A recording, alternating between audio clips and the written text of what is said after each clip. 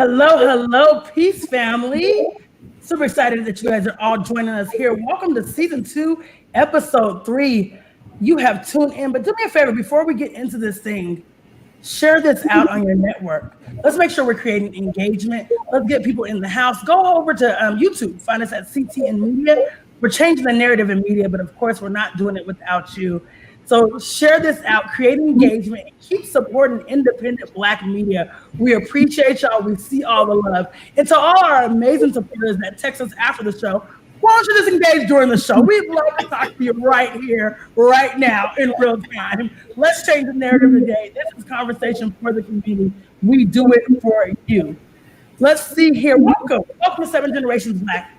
This is a podcast powered to equip, inform, and clear your lens. Present you with a new perspective with Theo E.J. Wilson, my guy Hasira, LETHOL, Jice Johnson, and I'm your host, Shay.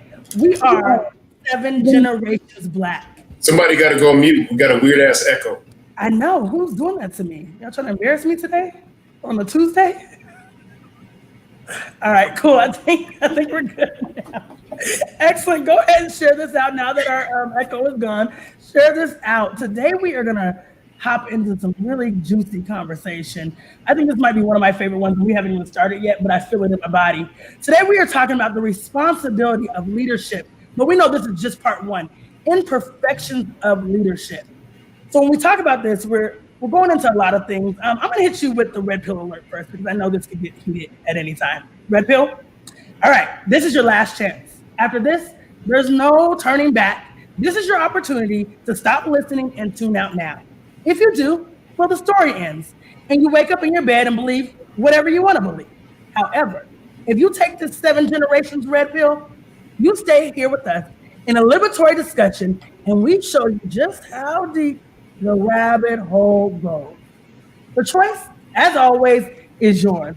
Welcome to 7 Generations Black. I want to introduce you to my amazing panel once again for those of you guys just tuning in. Share this out on your network. My guy, Theo E.J. Wilson from Shop Talk Live. The amazing Mr. LETHOL of the Honorable Protector Initiative with the shirt game. We see you. We're just trying to get, like, you see, we don't want to put on our shirts today. We're all trying to copy the shirt challenge. My guy, A-Soul, the Righteous Rage Institute. My partner, I see you, A-Soul, I see you. Okay. My partner in purpose, Jice Johnson of the Black Business Initiative. And you really want to share this out because we might have some ticket giveaways later. So make sure you share this out on your network. We have an amazing event coming up and it's virtual. So it doesn't matter where you're tuning in for. I know this is for you and you'll get something out of it. So share this out on your network. You never know who is going to win those tickets. All right, family. So can leaders be held accountable while allowing the imperfections of humanity to exist? From, my guy Detroit Red, better known as Malcolm X, to the affairs of Dr. Martin Luther King, to our Sharpton, our Sharptons of the world. How about that? To local activists doing the grassroots work. Do we allow our expectations of perfection to slow down the progress in our Black community? This is a conversation I think that's needed to be had a long time ago. So we're gonna hop in to the imperfections of leadership and the responsibility of leadership.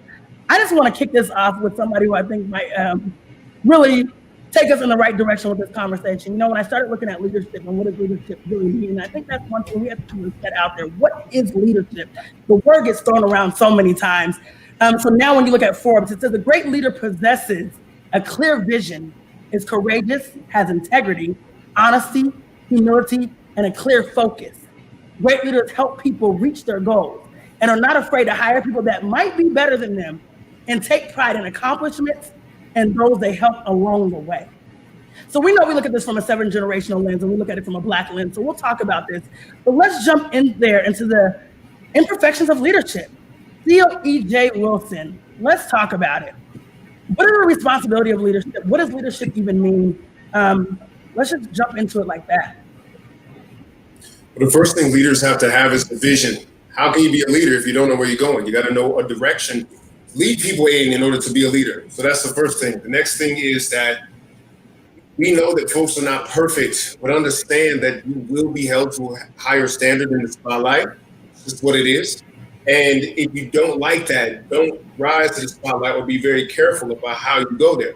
For example, people keep asking me to run for office. They hear how I articulate the issues. I'm a political junkie, so I like to get into the minutia of the details, whatever the issue is. They think you'd be right, you'd be great for office. But the fact is that I'm not ready for the responsibility that entails, because I, number one, don't like arguing with sociopaths in the halls of Congress. And number two, I have things about me that are very, like, not status quo American. And therefore, that's not me. So I'm not going to do that. So that's a post I won't pursue. Understand that there's no problem being imperfect, but expect to be held accountable and be ready to own up to your bullshit when you drop the ball. And that's what's necessary. But above all of that, you have to have a leader. You have to have a vision and a direction of where you want to go as a leader before you can even be one. That's good. I think you hit on something huge, because so many times we put people in leadership and we're not even clear where they're taking us, let alone if I don't know if they're clear in their vision as well. Where are we going? Exactly. Where are we going with that? Jice Johnson, I think this is something that we talk about a lot. What does leadership look like to you? What does that represent? And how do you even view leadership? I don't know if I have a definition for leadership. I mean, I feel like in so many senses, everyone has the ability to be a leader in many areas of their life and in a certain sense. And you can exemplify leadership or be a leader without being the leader. And so I think what I see is there's not a clear distinction at times in our community between a leader and the leader. So, you know, when we're looking at our movements, I hear a lot of conversation around us not having a leader or having the leader of a movement, or how we move forward. I personally think that's a mistake. I've been challenged on that. I'm open to anyone who wants to have that debate. But that's where I stand, because as much as we wish that it weren't true, I think in a lot of cases, and we see it all the time in history and presently, that people need to follow after something or somebody. The majority of people, everyone is not built to be a visionary. Everyone is not built to be enterprising or innovative, and everyone is not built to be the leader of, you know, something, right? And so one of the things that I think what we see is we see people who step up into the limelight, or people who have been given a platform, and we attach the title leader to them. And I think that goes back to the concept of that is like when, what was it, Charles Barkley, right? I think he's the one who was like, I'm not a role model, but like you're on a platform, so you kind of are, whether you want to be or whether you don't. And so we take people who have had the ability to market themselves, or who have had the fortune to either have the networks or whatever to get on a platform. And sometimes it's been the hard work to get on a platform, right? And have a voice in a space, and we attach the idea of leadership to them. People follow them, people hear their voice, but we haven't really identified as a community what their responsibility is in that space. That's good. You know, I always talk about we can't hold people accountable to measures that we've never given them. How do you hold someone accountable when there hasn't been anything set forward of what that looks like? Lethal, when you think about leadership, and I love you always come with those proverbs, so I hope you have one to pull out a little bit later. When you think about leaders, do we have a leader in our Black community? Who is our leader, and why is that, or why is that not? So I think that the first thing we need to do is, as a community, as a group of people, have an understanding, right, or an agreement with regards to what leadership is, right? My opinion is it is the ability to influence other people, right, to take action, to do what needs to be done, right? And I'm not getting into whether it's good or bad, right?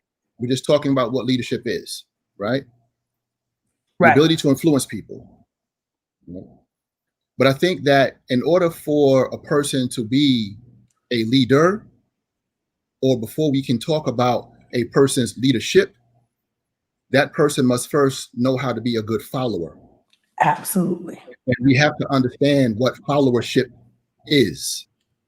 And I think that in our community or in our people, right, we have a lot of individuals who are followers, and there's various reasons why, right?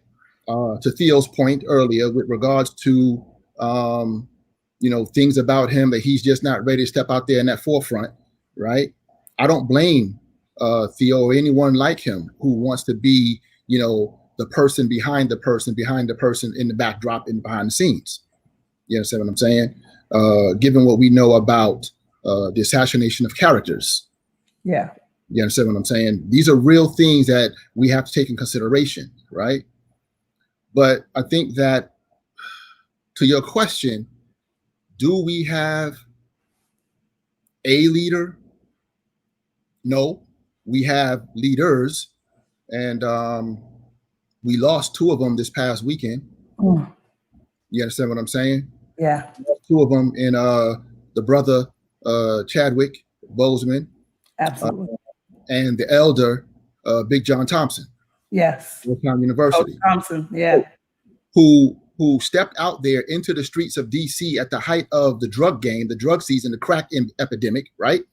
Mm-hmm. Went at the largest, most popular, famous, ruthless drug dealer in Metro DC area. Just him in his vehicle with a reporter. That's leadership. I don't know that we have anyone around like that today. I don't know.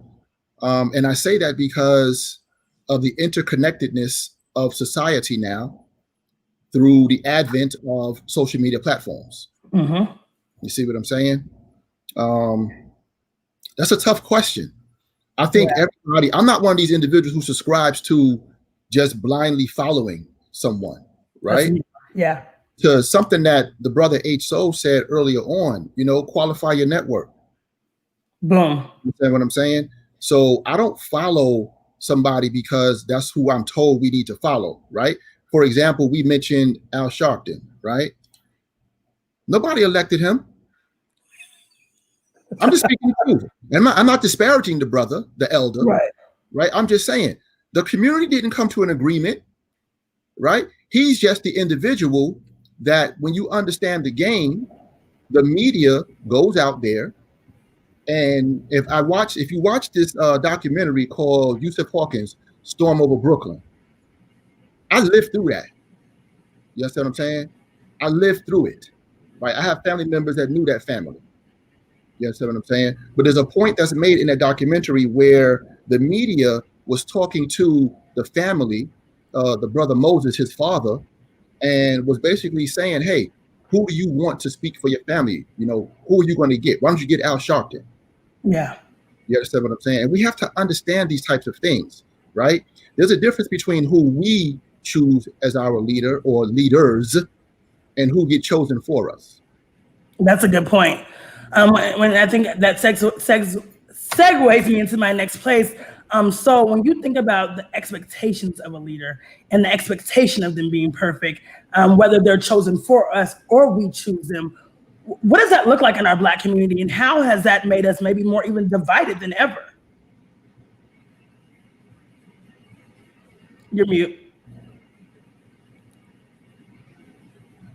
You're still mute. The thing is, no. You good, brother? I'm not mute. You're good. Yeah. I'm good.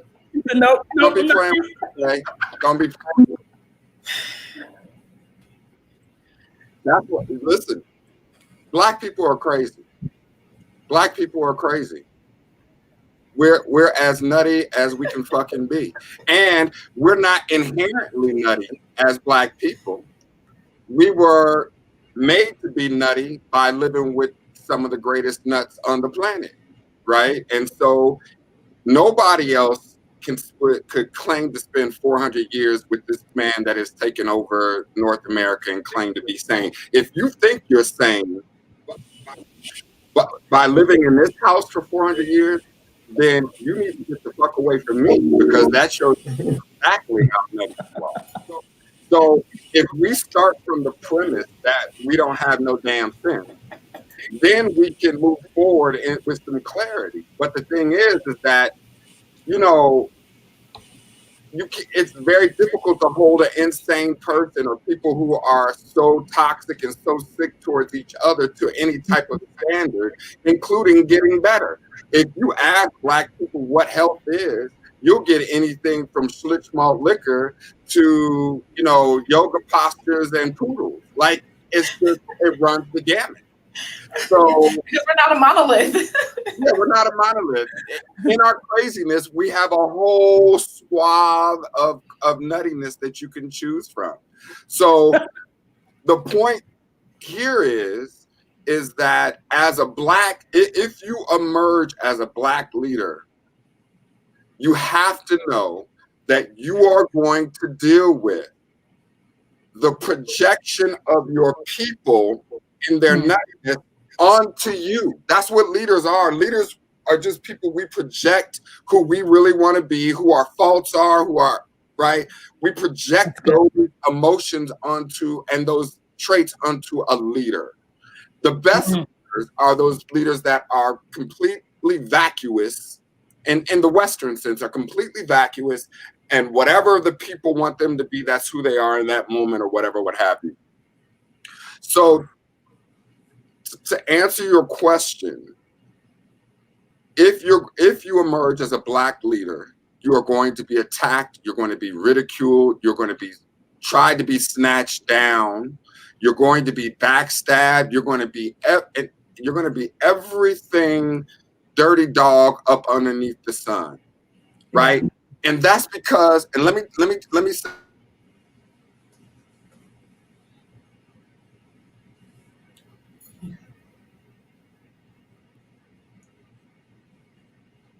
Jice, can you unmute there, man?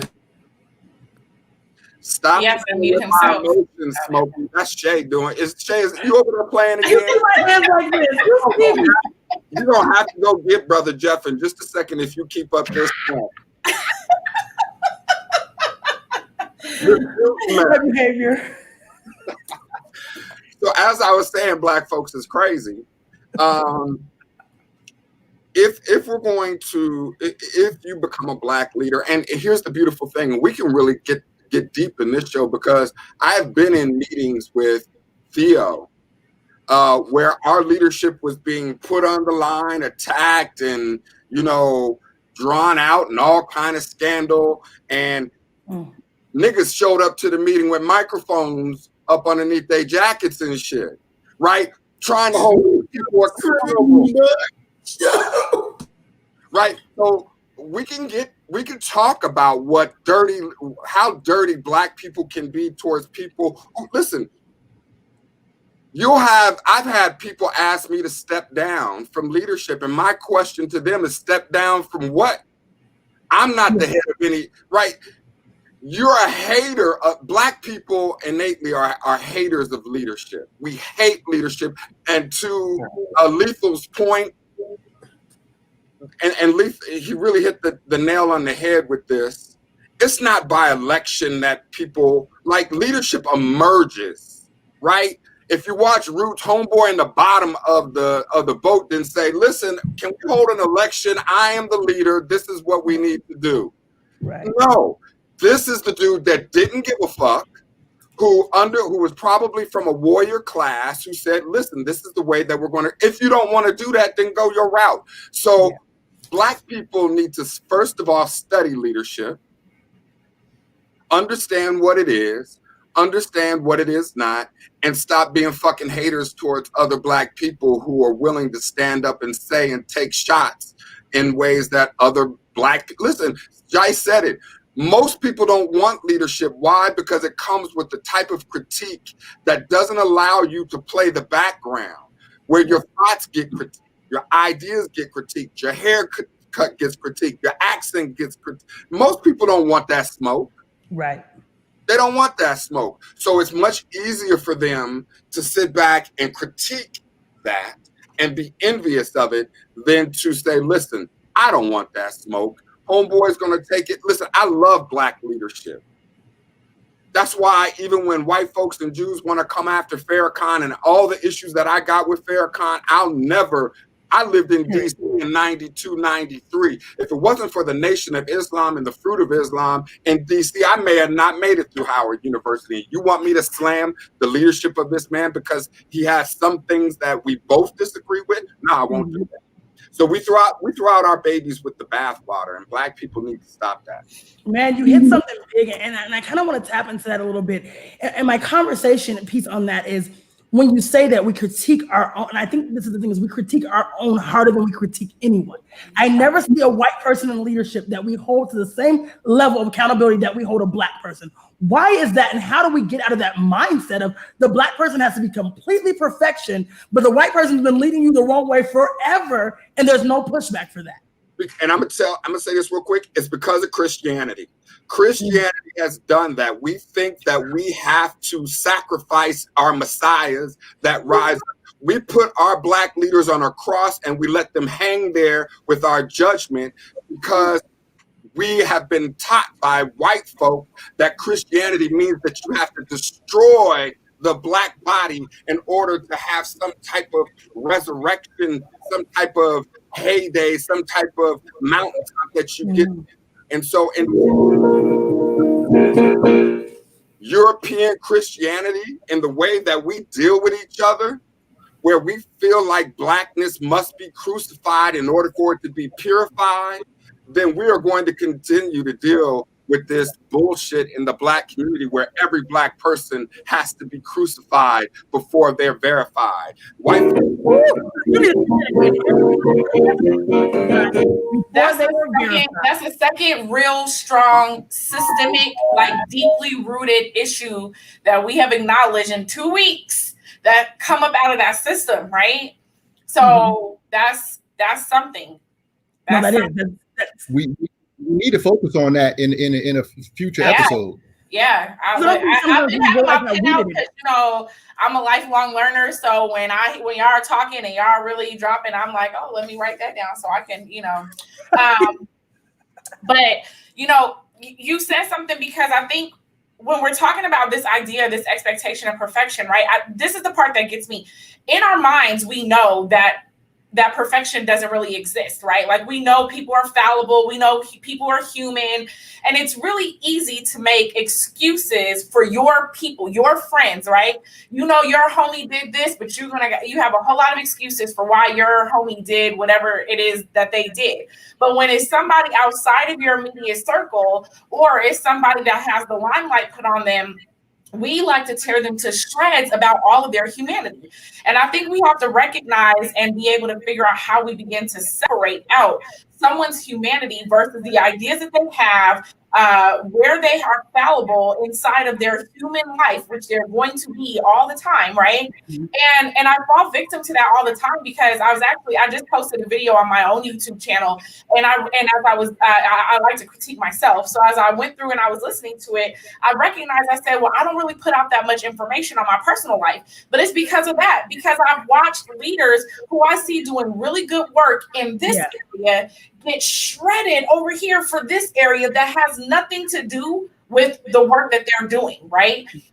And I'm not gonna say, I think I know we're gonna get into accountability, because accountability is a huge burden and important piece of being in a leadership position, whether you emerged, put yourself there, or the people put you there, or however that has come about. But I think that we don't give enough space for people to walk through and evolve and become and learn and grow as humans, even in their journey.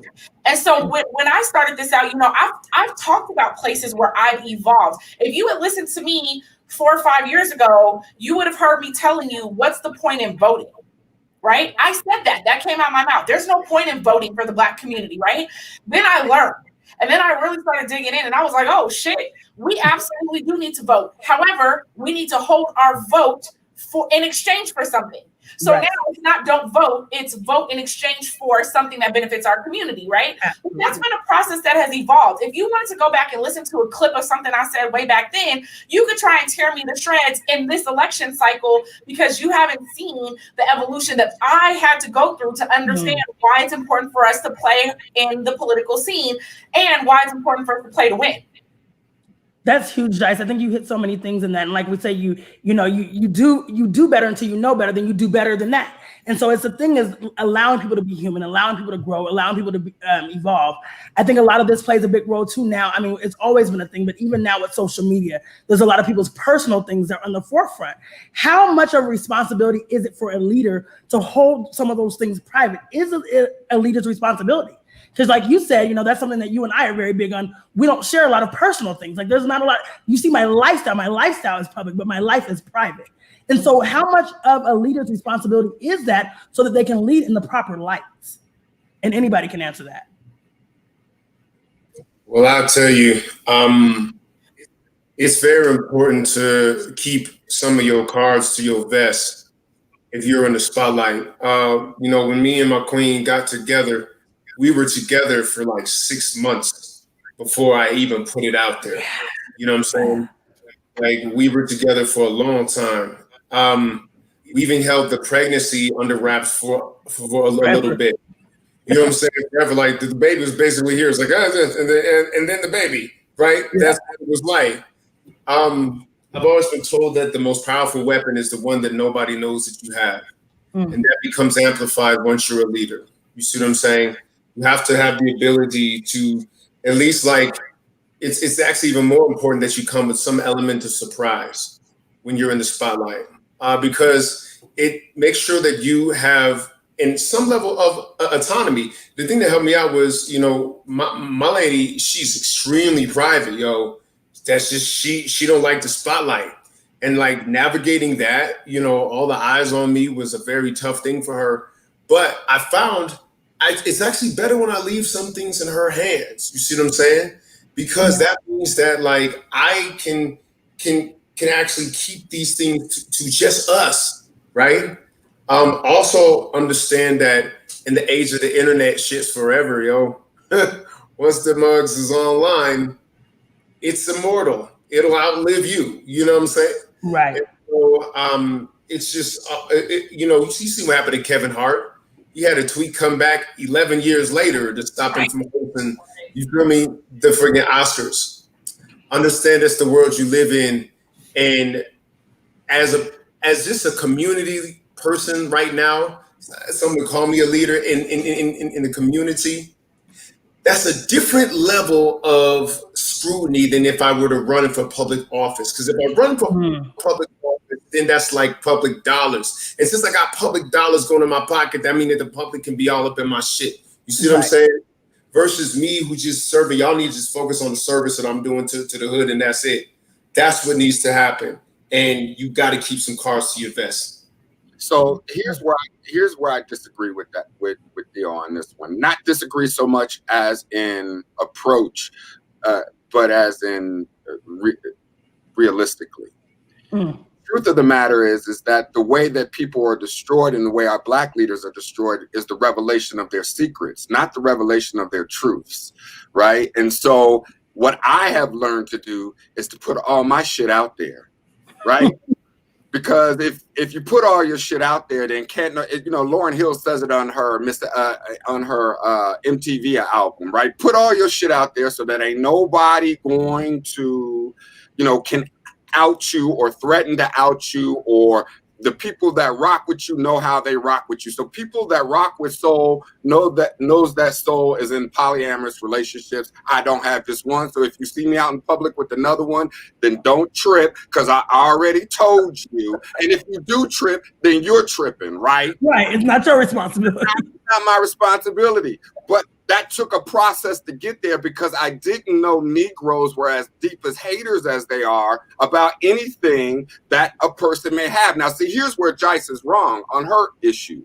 She thinks that because she states what she said on her page 4 years ago about voting, that's what they would hate on her on today. No, sweetheart, that's not what they would hate on you today. They would hate on you because you got a short haircut. They would hate on you because you got 3 kids. They'd hate on you because you light skinned. They hate on you because you got cute earrings. They hate on you because your eyeshadow is popping. That's what they're going to bring out. Or they're going to bring out who you smoozing and who you slept with in the last 90 days.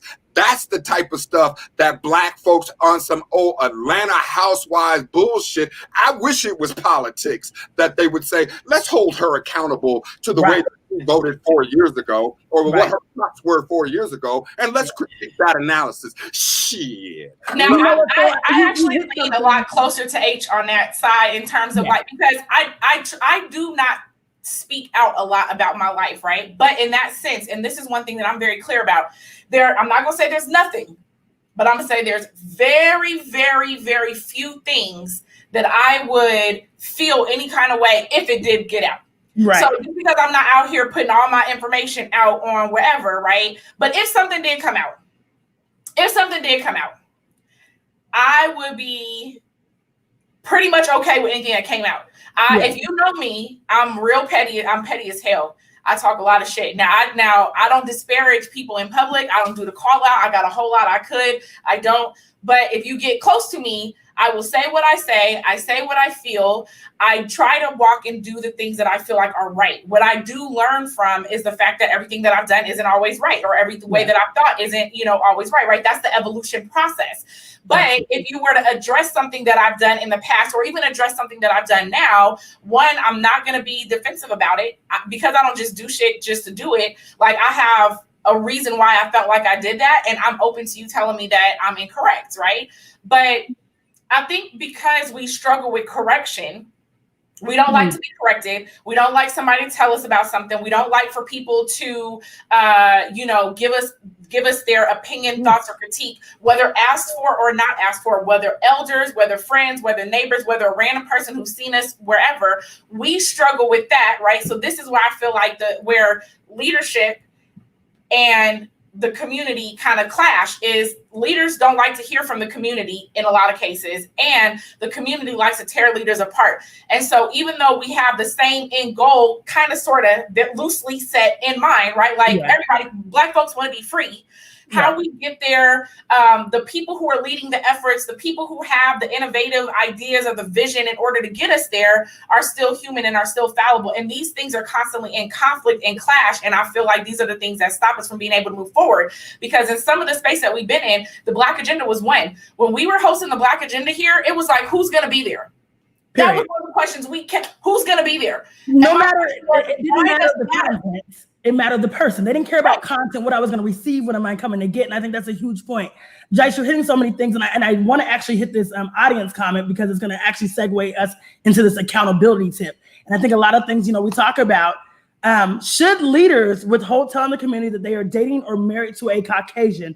Sometimes that in a space, says they're no longer Black leaders and they're no longer for us. And then now we have to question, are they a leader for us? Do they really lead in the sense of Black community first? What is who wants to answer that?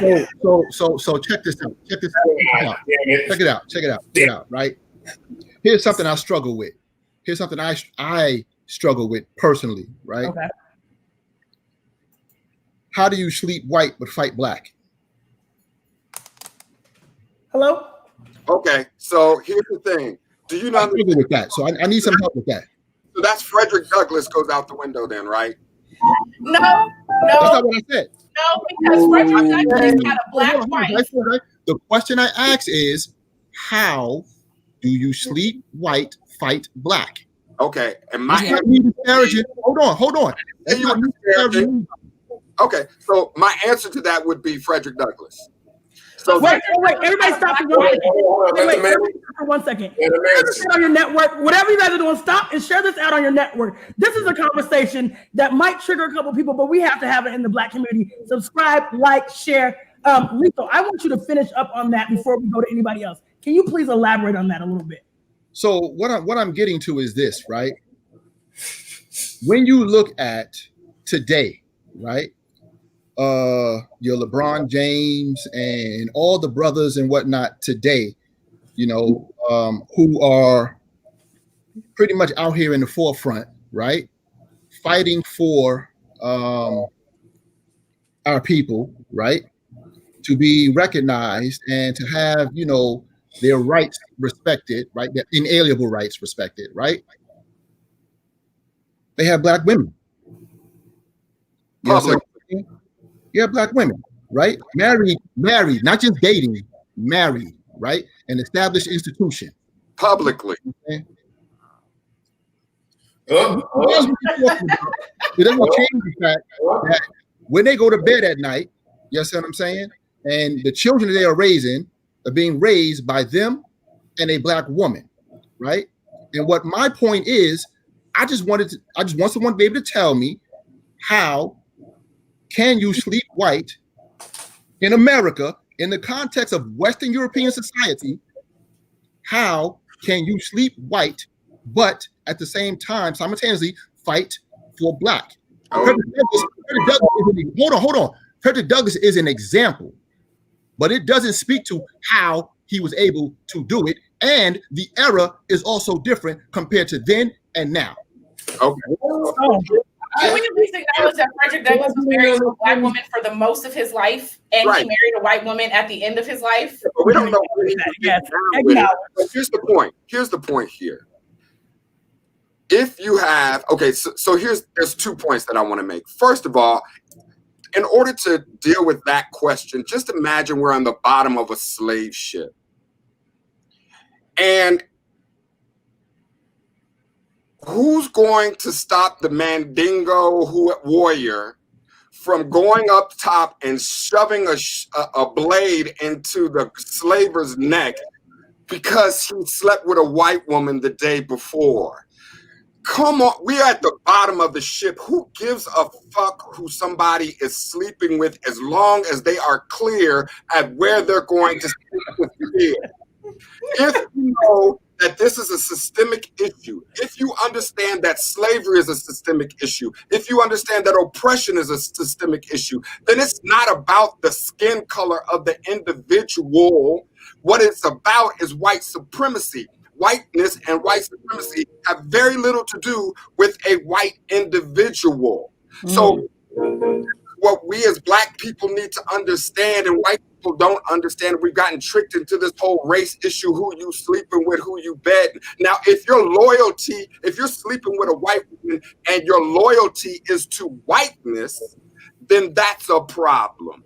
But if you're sleeping with a white woman and your loyalty is still to black people and black liberation, or even human liberation, let's fuck taking white black off of it. Human liberation. If you just taking white black off of it. Anybody free who's oppressed, then it's not an issue. It's not an issue. And for us to add something to this, yo, let me ask. Theo, please jump in. Hold on, yeah. Okay.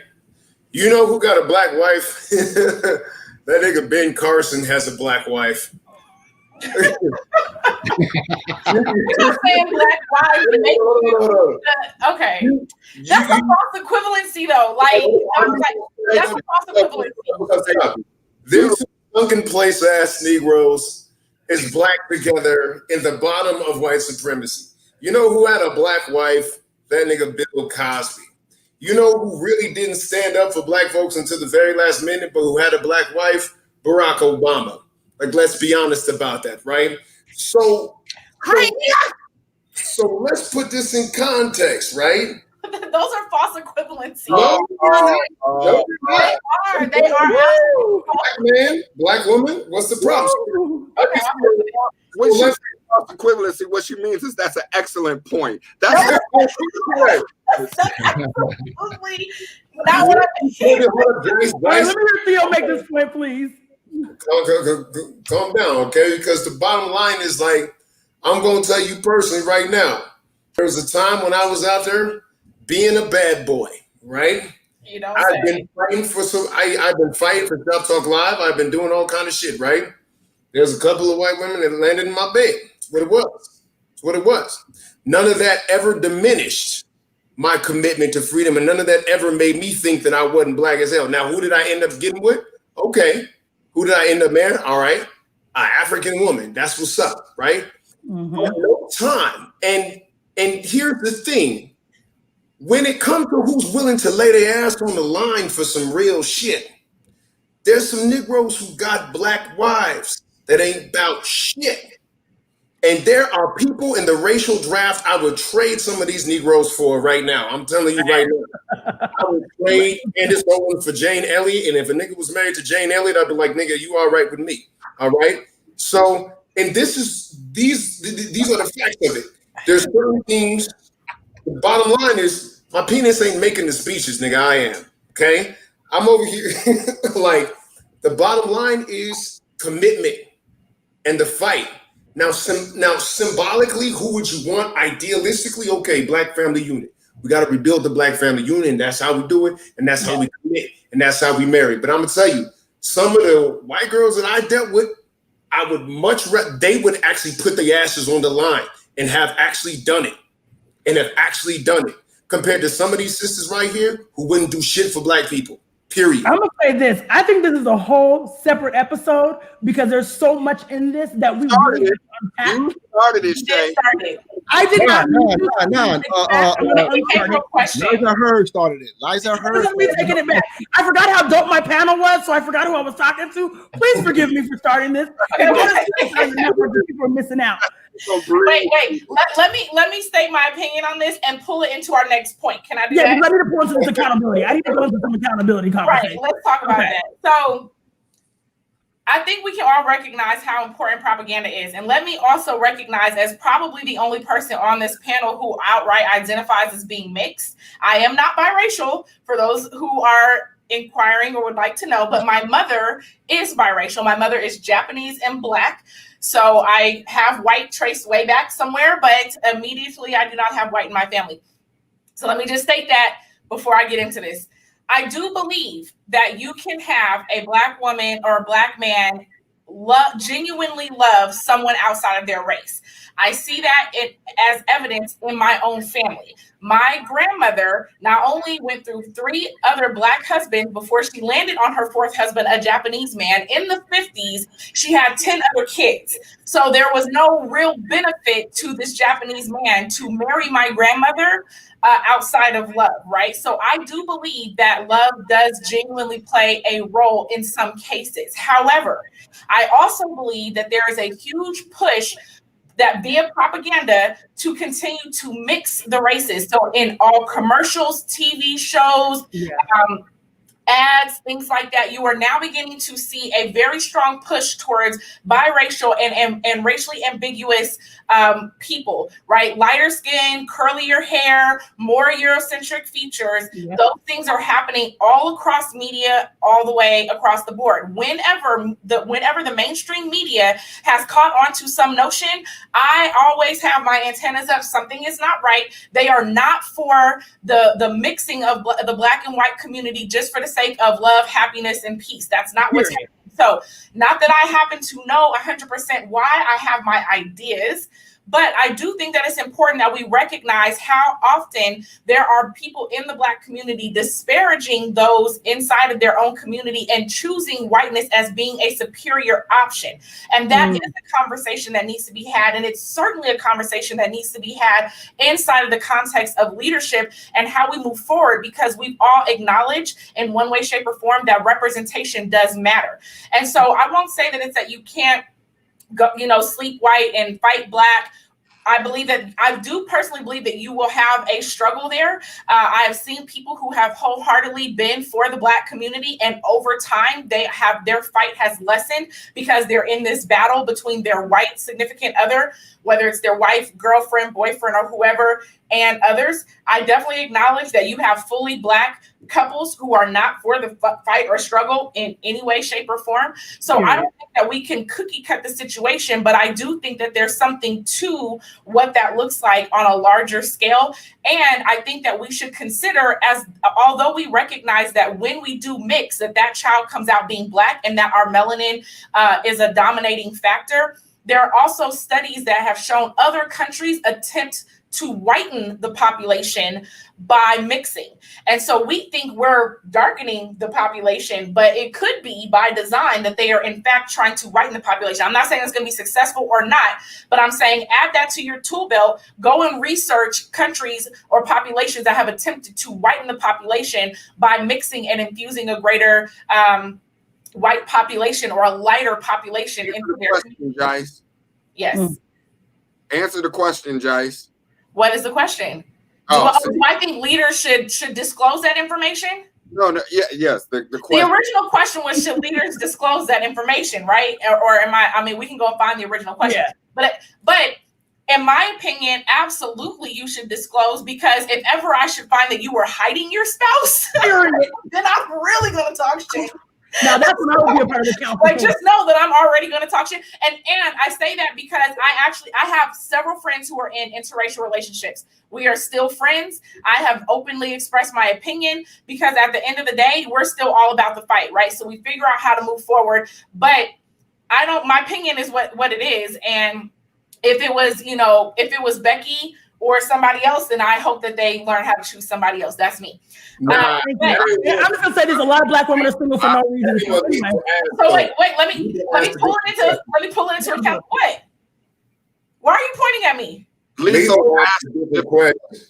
Oh, what was the question? Lethal didn't say how you marry white. He said how you sleep white and fight black. I don't know, because I've never slept with a white man ever in my life. So that makes two of us. But tying this back into accountability, right? Yeah. Because accountability, I think what has to happen is, one, it's difficult to hold people accountable when you haven't laid that out. Inside of our community, we have discrepancies about what people should be or should not be accountable to. So that question in and of itself is a question of accountability. Whereas some people like Theo are saying, I hold my relationships close, right? And then you have some like H or even myself, where I would be a little bit more open about what it is that I have going on.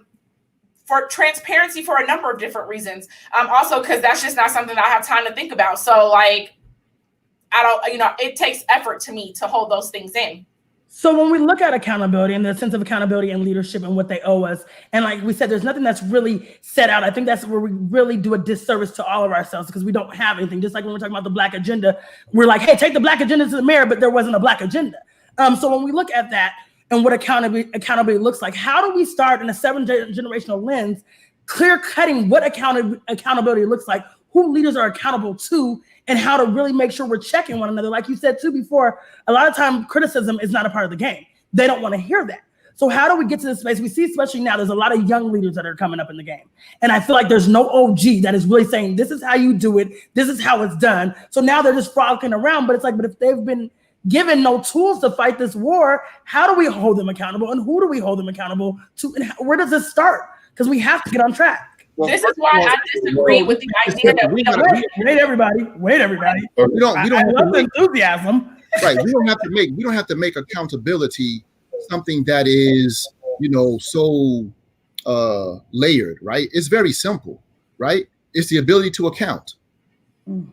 That's all it is, right? And so my opinion, my perspective is, a leader must be willing to submit to that ideology, right? That they have an ability to account.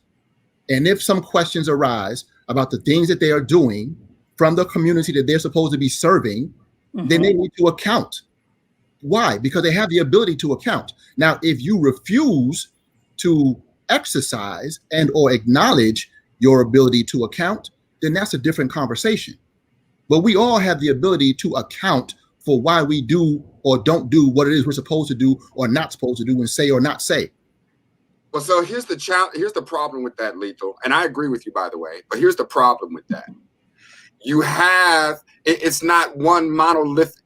You can be accounting in dollars, but somebody else in the Black community is accounting in another currency. It's not like Black people have a common currency of what's acceptable or what counts for $1 or what accounts for upstanding behavior or what accounts for proper parenting or what accounts for, right? We don't have a standard, because our culture has been stripped from us, right? And so we just have a hodgepodge full of shit that we think we believe in, and some people think it's okay that Cardi B did the video, and others think that she's the hoiest hoe since Hold'em ever showed up. And so, right, there's no right. So how do you account to a people whose culture's been stripped from So them. that's even simpler. That's even simpler. First, you have to have an agreement on what the standards are. Yeah. Right. When we developed, Jice, Theo, and myself, when we were developing the Shop Talk Live platform, one of the things that we developed was a code of conduct. Right. You know what I'm saying? And it was an agreed upon set of standards, right, for how we were going to conduct ourselves. But do black people have that? I'm sorry, what? We don't anymore. We don't. We don't No, have it. That goes back but to just my because point we don't that have something doesn't we mean need we an can't. actual leader, or we need leaders, because the people who are able to influence, which goes back to what the people who are able to influence are the ones. Am I chopping up? No, you're good. Oh, okay. Lethal. The people who are able, my bad, it was chopping on my side. The people who are able to influence, right, are the ones who have the ability to set the stage for a code of conduct. Yeah. But I agree that code of conduct doesn't currently exist. So when I think about accountability, what I recognize, and I have a caveat to this, is a lot of times what we must be accountable to as leaders is repairing harm that we've done in the past. But I think that it's important because of the evolution, right? So you've done some shit, right? Like there was Detroit Red, and then there became Malcolm X, and then there's an evolution, right? Like what harm did Detroit Red do potentially that prevented some people in his past life from being able to see the vision of where he was going? That's good. That didn't allow them to come forward with him because of the hurt maybe that he had caused or the trauma that he had caused, right? So how do leaders repair some of that damage? And my two caveats to that is, how far back do you have to repair for, right? Like at some point when you're talking 20 years ago or whatever, is there a place in which like, I'm just not responsible for that. That's just not who I am anymore. And I'm sorry that you're stuck there, but like, I can't be in that space with you. And sometimes because we're traumatized, we find hurt in places or harm or in places that harm really wasn't committed. Yeah, and Jice, you're hitting on so many huge things. And I know we don't have that much longer. Off the cross. Say that again. When do black people let Jesus off the cross? When? So the point is that there is no going back. There is black people. Listen, there are black people today that still call Malcolm X a hoodlum, a gangster. Right, there are people that still hold him to that standard because Christianity has embedded our minds with the idea that once you go up on the cross, you stay on that cross because of me, because you're paying for my sins. I can't let you off that cross because then I become accountable. Then I have to look at my shit. Then I have to look at why I'm not a leader and why I didn't get my ass up on the cross to be crucified in the first place. And black people ain't ready to do that. We ain't about that. Woo! You guys, this is only part one. We have so much more to talk about. Before we get out of here, I just want to touch lightly on the trauma in activism. So many people, we're looking at, things that happen right here in our own community in Colorado and watching these community meetings that happen and somebody's trauma spills out over here, which triggers someone else's trauma over there. How responsible are leaders with doing the actual work? Now, we're saying no one's perfect. I 100% agree with you. But how responsible should leaders be to get help, to get therapy, to deal with their trauma, and to not lead from a hurt position in a hurt space? I got this right here. Number one, nobody gets out of the work, actually. That's the secret to life. Nobody gets out of the work of inner evolution. There's actually only one game in town, and that's inner development. That's growth. That's maturity. It's only one game in town. And one of my elders broke down to me that said the only path away or through suffering is maturity. That's it. The more mature you are, the less likely you are to suffer from any fucking thing, right? Because your inner alignment is so that other things do not hurt you in that way. Your locus of control becomes further away from external trauma when you mature. So you have to understand, that you're dealing with a community who's maturing. There was not this language around toxic masculinity, around slave trauma during the 60s. This language did not exist then. See? And so a lot of leaders were permitted to act out of these places that weren't even being discussed, right? So as a leader, one thing you have to actually be is slightly ahead of the curve of those who you are leading. That's one of the first things. You actually have to be a little bit further down the path. And like I say to people, getting involved in community activism really built up my accountability muscle. And a lot of people are like, you ain't really that accountable. Trust me, you wouldn't have wanted to see me when I was just the poet. When I was just the poet. The poet. Well, the poet. Yeah, right? When I was just like, I'm Lucifer Fury. I can do what the fuck I want because I'm the best in town, right? You know what I'm saying? So this grew me, you know what I mean? And once I understood that there was something that I had to do and that I'll never get out of doing, then being in a leadership position just raised the stakes on me so that I get that done faster. You see what I'm saying? That's how you do that. I like that. And that's one thing too. When you're called to be a leader, there's no really getting out of it. When you don't call yourself to be a leader, but when you're called to be a leader, no matter what position you move to, you're still leading. So I think you hit so many amazing things. Now, one thing here on 7 Generations Black, we like to do this thing called Mindset Moment, where we help you switch your mindset or even think about a new perspective. You've heard different perspectives from each person here on this panel today. I want you guys, in our 7 generational lens, how do we think out 7 generations to build 7 generations of wealth, health, and family structure? In a 7 generational lens, when we think about our leadership and the imperfections of leadership, how can we help shape this conversation so that it's better in years to come and shape our leaders for tomorrow? I'm going to start off with you, Miss Jice Johnson. I'm going to start with ladies first, and then we're going to go around the world. Yeah, I would say that my mindset moment would be that we really have to acknowledge the evolution of a person. We want our leaders to be able to take us into that next space or that next phase. And I think when we acknowledge that they are also a continuous work in progress, to Theo's point, the internal work that has to be done, we can give them the space they need to continue to grow and evolve and help to support the vision that they have in order for us to all move forward together. That's good. Mr. Lethal. So if we look at, Black liberation as a movement, right? As a vehicle for upliftment, right? A vehicle for the transportation of our people, right? It takes me to this Madagascar proverb, right? That proverb is, a boat does not know who the leader is. When it turns over, everybody gets wet. That's good. Can you say that one more time, please? A boat does not know who the leader is.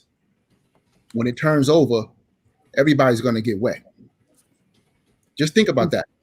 Just remember that, because we talked a lot today about holding leaders accountable. We talked a lot today about, the criticism and tearing our people down, right? Tearing people down, tearing leaders down, or so-called leaders, or whatever we want to call them, right?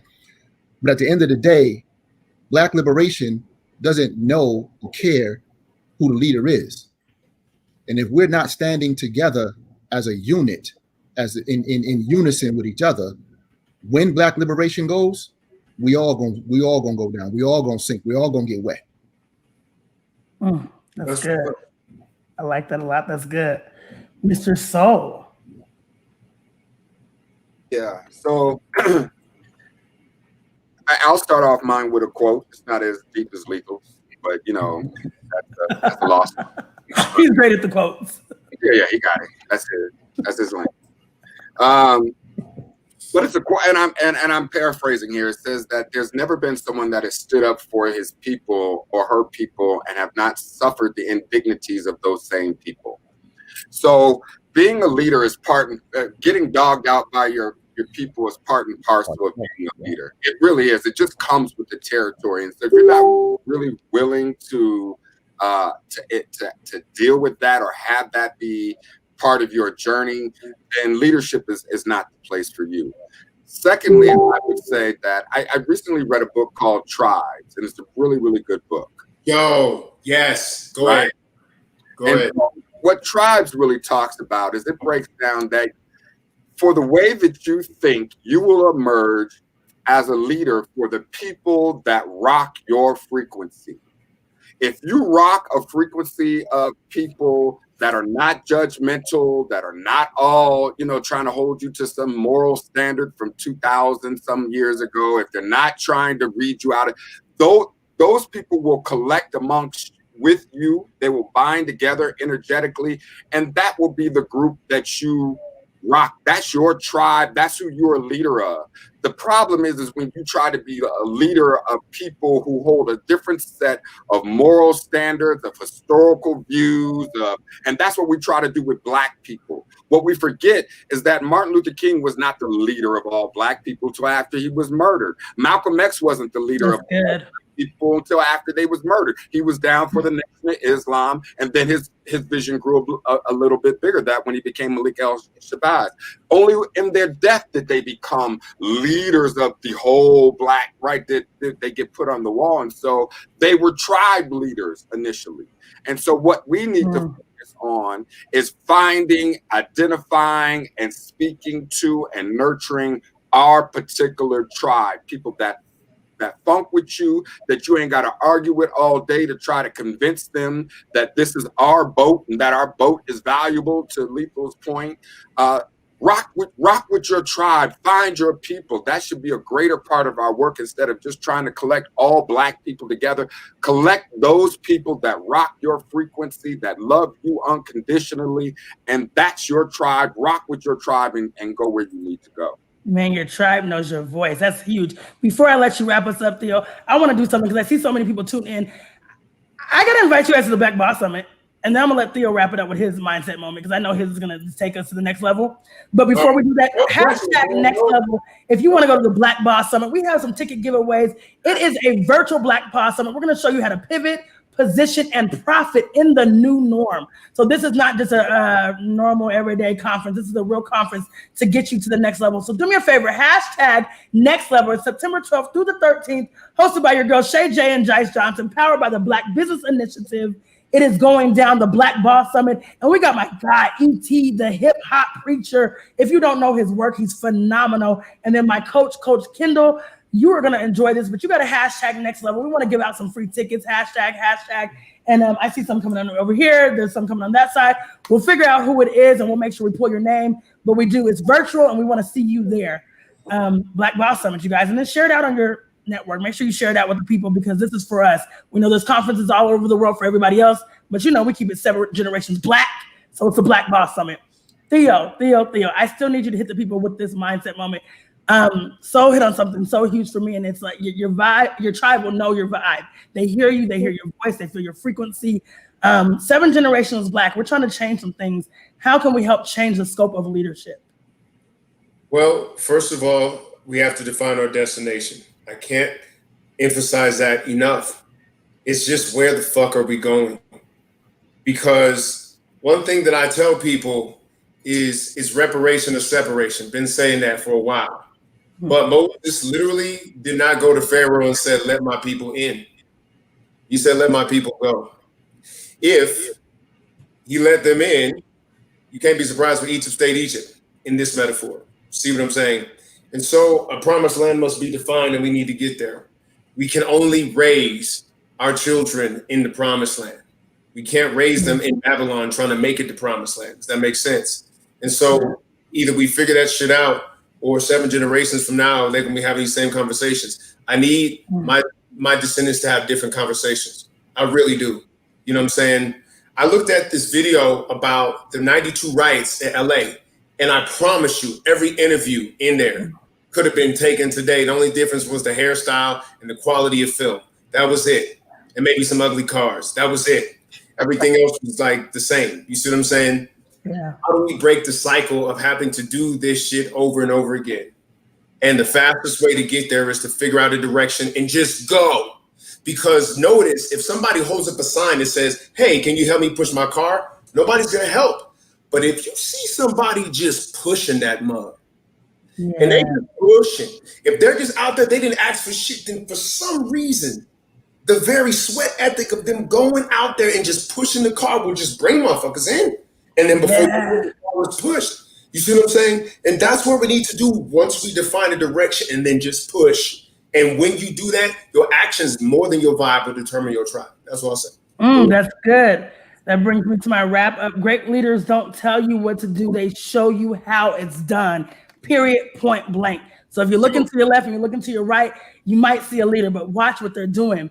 Again, hashtag next level if you want to go to the Black Boss Summit, September 12th and 13th. We want to make sure we start having this Black conversation and moving ourselves forward. It is an economic revolution, and the Black Business Initiative is at the front line of it. This is 7 Generations Black. We're here each and every Tuesday for you, 4 p.m. Mountain Standard Time. You guys know what it is. It's a new perspective, a new way, and we need you to tune in because we're changing the narrative. Make sure you go to YouTube and follow us at CTN Media. Make sure we change the narrative with you. And until next time, family, make sure you're hustling for your 7 Generations Black. Peace, love. We appreciate you. Tune in next week, same time, same place, 7 Generations Black. Rest in peace, Chadwick Boseman. Wakanda forever. Wakanda forever.